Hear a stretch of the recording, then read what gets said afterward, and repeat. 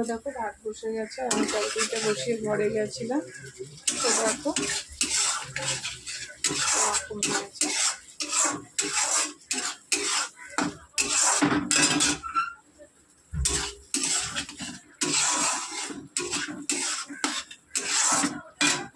আর একটু বাড়িয়ে কষিয়ে না।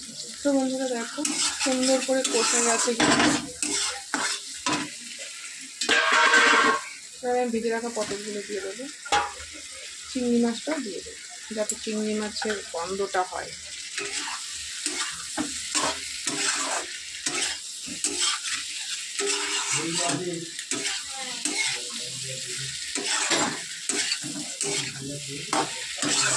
এক হাতে ক্যামেরা ধরে দেখো কড়া।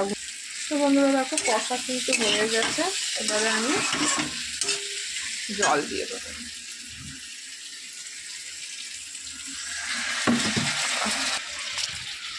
জল দিয়ে দেবো।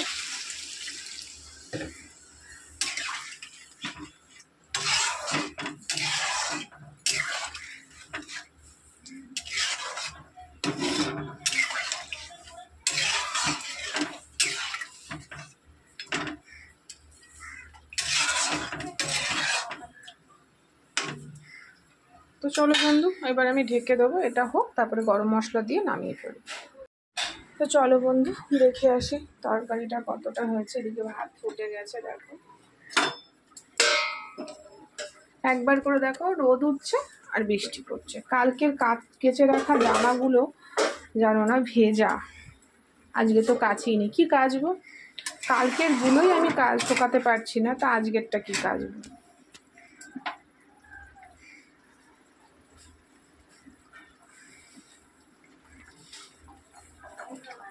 তো বন্ধু এতটা ঝোল আমি রাখবো না, ঝোলটা একটু টানবো।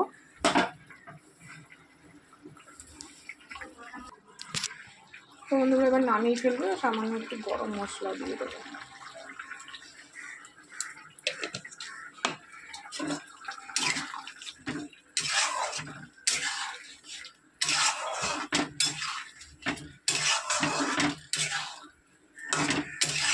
একদম সিম্পল ভাবে করলাম,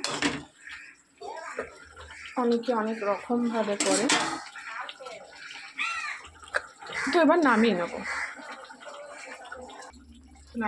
চলো।